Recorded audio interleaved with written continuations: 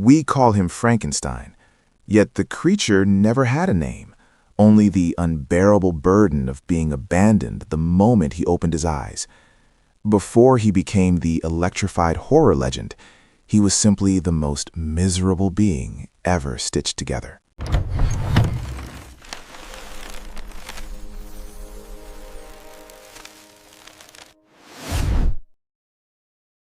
The figure of Frankenstein's monster is perhaps the most instantly recognizable silhouette in horror history.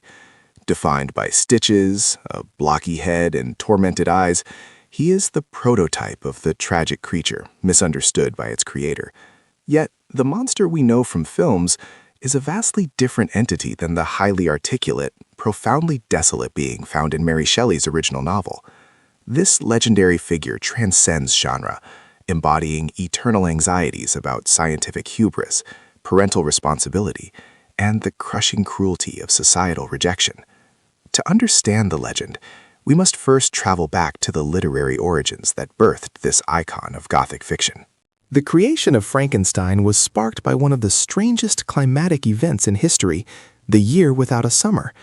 In 1815, the eruption of Mount Tambora blanketed the globe in ash, causing extreme weather. In the summer of 1816, the 18-year-old Mary Wollstonecraft Godwin, her lover Percy B. Shelley, and Lord Byron were trapped indoors at the Villa Diodati in Switzerland due to incessant rain and chill. To pass the time, Byron challenged his guests to each write a ghost story. This impromptu contest led Mary Shelley to a waking dream that would become her greatest legacy. Mary Shelley, deeply influenced by discussions on Galvanism and the emerging science of vitalism, the idea that life could be artificially stimulated, began to formulate her tale.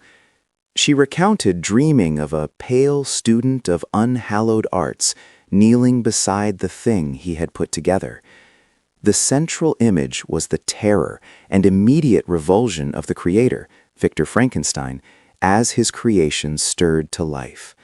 It was the moment of success that instantly became the moment of unforgivable failure, setting the entire tragic narrative in motion.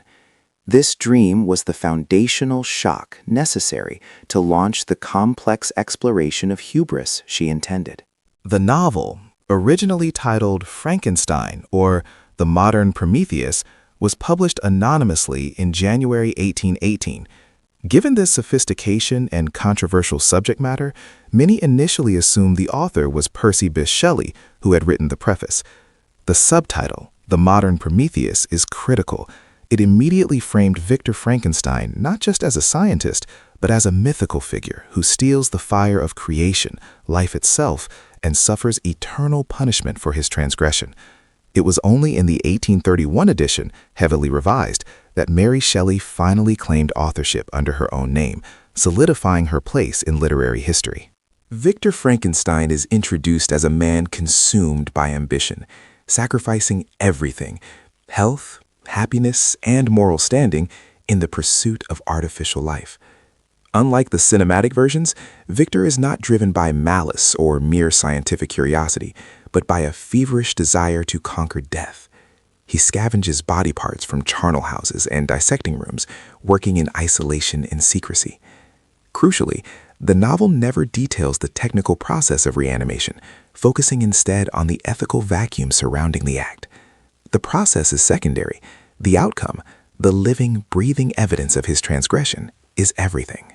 Victor succeeds in his unholy task, but instead of triumph, the moment life enters the creature is marked by revulsion. Victor sees his achievement as a catastrophe. The creature is not a mindless brute, but a massive, 8-foot-tall, keenly sensitive being with black lips and dull yellow eyes, whose appearance is horrifying. This immediate rejection by the creator, followed by Victor's flight, is the central tragic error of the novel. It is the failure of love, not the failure of science, that condemns the monster to a life of sorrow and subsequent rage. The monster, abandoned and utterly alone, begins his existence as an innocent, a noble savage learning about the world through his senses. He possesses a child's pure heart, but is equipped with an adult's physical power, making his journey profoundly dangerous. Driven solely by instinct, he struggles to understand basic concepts like warmth, hunger, and pain. His first interactions with humans end violently, cementing in the monster's mind that his horrific appearance is a permanent barrier to acceptance. He discovers that he is fundamentally an outcast from the species that created him. The most crucial phase of the monster's development occurs while hiding in the hovel adjacent to the cottage of the Diodati, an impoverished but loving French family. The monster secretly observes their language, their emotional interactions, and their deep-seated familial bonds. This observation grants him profound moral and social understanding. He learns to articulate complex feelings, establishing him as an intellectual peer to Victor. Ironically, the creature gains humanity and empathy by watching humans from afar, only to have that humanity crushed when he finally reveals himself and is brutally rejected. During his concealment, the monster finds a lost satchel containing 3 key books: Paradise Lost, Plutarch's Lives, and Goethe's Sorrows of Werther. These texts form the basis of his tragic self-education. He identifies intensely with Satan in Paradise Lost, realizing he is abandoned by his creator and forever cursed. Plutarch's heroes show him the glory of human virtue, making his own degradation more painful. Werther teaches him about melancholy and suicide. He recognizes that he is entirely unique, a miserable experiment, leading to the devastating internal query: am I a devil, or am I wretchedly abandoned? After the Diodati violently reject him, the monster's intrinsic goodness curdles into bitterness. He vows revenge on the source of his misery, Victor Frankenstein. His first victim is William, Victor's youngest brother, whom he strangles after realizing the boy is connected to his creator. He then plants a locket on Justine Moritz, a servant, ensuring she is wrongly convicted and executed for the murder. This dual tragedy establishes the monster's method to systematically destroy all that Victor loves, using the legal system and societal prejudices as his weapon, proving the depth of his malice is a mirror of Victor's neglect. The creature finally confronts Victor in the desolate glacial Alps. Here, the monster eloquently recounts his suffering and details his subsequent crimes, not as acts of inherent evil, but as direct consequences of his extreme isolation. He makes a powerful, reasoned demand. Victor must create a female companion, a being as hideous and rejected as himself. Only by sharing his existence with an equal, he argues, can he find peace and relinquish his thirst for vengeance. This meeting is the heart of the novel, presenting the monster as a philosophical orator who appeals directly to human empathy. The creature promises that if Victor grants him a companion, the two monsters will exile themselves forever to the wilderness of South America, never to trouble human society again. Reluctantly, Victor agrees, recognizing the justice in the creature's argument. The tragedy lies in the fact that the monster is not asking for love or acceptance from humanity, but merely for the cessation of absolute solitude. This desperate plea highlights the core difference between the novel and later adaptations. The creature's motives are rooted in existential loneliness, not simple predatory instinct. Victor travels to a remote island in the Orkneys to fulfill his promise, but halfway through assembling the female creature, he is seized by panic. He fears the pair will reproduce, creating a race of devils, or that the female might be inherently malicious and refuse to cooperate with the exile. Overwhelmed by moral terror, Victor destroys the half-finished female creation in front of the watching monster. This destruction is the final, unforgivable betrayal, extinguishing the monster's last hope for happiness and solidifying his transformation into a dedicated agent of destruction. The monster delivers his chilling vow of revenge. I shall be with you on your wedding night. This promise is not a physical threat to Victor, but a declaration that the creature will ensure Victor's life is destroyed at the very peak of his happiness. The following events unfold with cruel precision. The creature murders Henry Clerval, Victor's dearest friend, deepening Victor's isolation. When Victor finally marries Elizabeth, he misunderstands the monster's threat, assuming he is the target, only to discover Elizabeth strangled in the bridal chamber, completing the destruction of Victor's personal world. Driven insane by grief and guilt, Victor dedicates his remaining life to hunting his creation across Europe and finally into the desolate Arctic Circle. The roles have reversed. Victor is now the obsessed, failing pursuer, and the monster is the elusive, tormenting prey.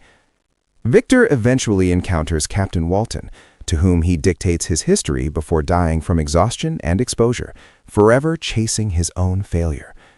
Walton records the tale, thus preserving the narrative, making the captain the ultimate recipient of the tragedy. Upon Victor's death, the monster appears one final time, grieving over the body of his creator. He delivers a powerful soliloquy, expressing profound remorse and recognizing that his vengeance has offered no satisfaction. He understands that his own life is meaningless now, that his primary relationship, the bitter pursuit with Victor, is over. He vows to immolate himself, finding the only true peace possible in self-destruction, ensuring that no trace of Victor's unhallowed arts remains. The novel ends not with the monster rampaging, but with a highly poetic statement of existential despair. The first major step away from Shelley's sensitive creature occurred in 1823 with the unauthorized stage adaptation, Presumption, or The Fate of Frankenstein. In this play, the monster was completely mute and was depicted for the first time with a distinctive non-human appearance. Crucially, it was this stage play that permanently fixed the name confusion in the public mind. The creature began to be popularly referred to as Frankenstein. The play emphasized spectacle and physical horror over the novel's psychological torment, successfully translating the story for a mass audience, but sacrificing its thematic depth. As the 19th century progressed, the original novel remained a significant literary work, especially after the revised 1831 edition that saw Mary Shelley grappling more directly with the themes of fate and free will. However, the monster's popular image calcified around the silent, lumbering brute established by the stage plays. This shift was key. The monster ceased to be the protagonist of the novel's tragedy and became solely an instrument of terror. Early silent films reinforced this trend, stripping the creature of his intellect and focusing purely on the visual spectacle of unnatural life. Thomas Edison's film company produced the first cinematic adaptation of Frankenstein in 1910. This short, silent feature attempted to retain some of the novel's psychological element, showing the monster as a spectral, shadowy presence. However, the film emphasized the creator's mental anguish over the creature's plight. For decades, the film was believed entirely lost, until a collector rediscovered a print in the 1970s. Its initial existence proved that the story was ripe for cinematic adaptation, even before the golden age of Hollywood horror began. The monster's true ascent to horror stardom came with Universal Pictures' 1931 film, Frankenstein. Directed by James Whale, this film cemented the monster's look, persona, and the foundational narrative for generations. It capitalized on the success of Dracula earlier that year, launching the studio's dominance in the horror genre. The film takes significant liberties with the novel, making the critical change of giving the creature the brain of a criminal, a choice that immediately assigns responsibility for the monster's malice to poor science, rather than sociological rejection. The casting of Boris Karloff as the creature was transformative. Karloff brought a genuine sense of childlike pathos and tragedy to the role, even while playing a brute. Combined with director James Whale's sympathetic direction, the film monster retains a flicker of the novel's victimhood, despite being simplified. However, the enduring visual of the monster is entirely due to makeup artist Jack Pierce, who conceived the square head, the prominent neck electrodes, and the heavy stitching, a design engineered not for beauty, but for the practical appearance of having been hastily assembled from scavenged parts and powered by electrical current. The 1931 film made the monster an instant cultural phenomenon. The image was distinct, protected by Universal, and endlessly marketable. This film redefined the monster as an unstoppable force, culminating in the famous windmill scene. The creature's lumbering gait and guttural moans became his signature, entirely replacing the novel's eloquent soliloquies. For the first time, the monster was definitively more famous than the book he came from, completing the transformation from intellectual tragedy to physical horror spectacle. 4 years later, Bride of Frankenstein arrived, often regarded as James Whale's masterpiece and the high point of Universal horror. The sequel brought back Karloff and explored the theme of companionship more directly, mirroring the monster's original demand in the novel. The most heartbreaking scene occurs when the monster begs for connection, only to be rejected immediately by his intended mate, who recoils in horror. This film finally captures the monster's intense isolation, tragically confirming that his grotesque existence is doomed to be spent alone, reinforcing his status as the cinema's ultimate tragic outsider. Throughout the 1940s, the Frankenstein character was subjected to multiple sequels and crossover events. Films like Frankenstein Meets the Wolfman and House of Frankenstein commodified the monster, turning him into a recurring fixture in a shared horror universe. The role passed through several actors, including Lon Chaney Jr. and Bela Lugosi, each taking on Pierce's iconic makeup. While these films diluted the narrative depth, they ensured the monster's perpetual presence in popular culture, keeping the core visual aesthetic alive for future generations. In the late 1950s, the British studio Hammer Films revitalized the franchise, injecting vivid color and heightened gore into the material, beginning with The Curse of Frankenstein, 1957.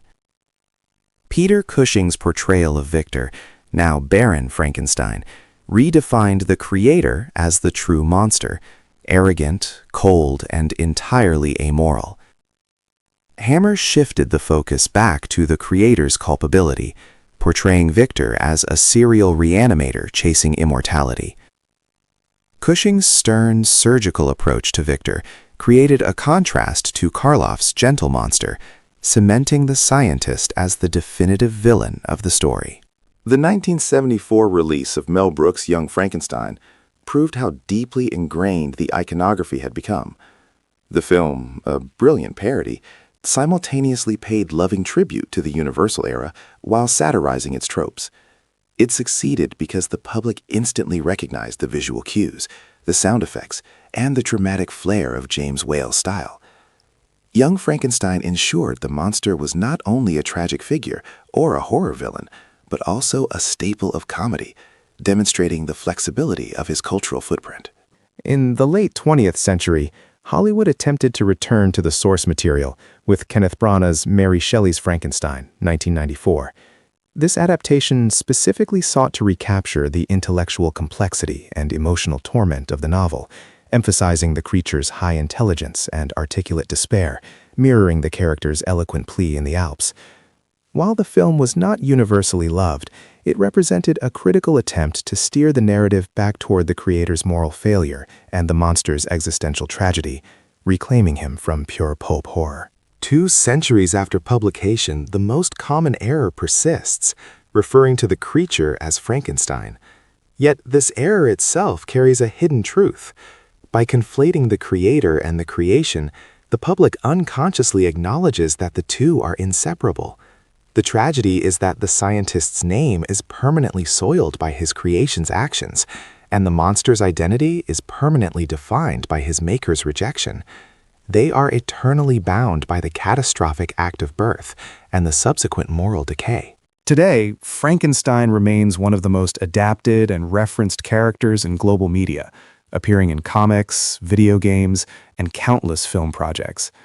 The story has evolved into the quintessential cautionary tale about scientific overreach, serving as a template for nearly every modern story dealing with artificial intelligence, cloning, or genetic engineering. The fear is no longer just of stitches and electricity, but of uncontrolled technology that inevitably turns against its maker, echoing Mary Shelley's original anxieties about modernity. From a rejected, articulate victim of neglect in 1818 to a stomping, mute brute in 1931, the Frankenstein monster's journey reflects humanity's evolving fears. He is a symbol of alienation, a mirror reflecting our prejudice, and the eternal proof that creation demands responsibility. The monster, destined only to find peace in self-immolation, lives on eternally in our culture, a testament to Mary Shelley's genius. The tragedy of the creator became the legend of the creature, a horror icon who embodies the terrible cost of being utterly human.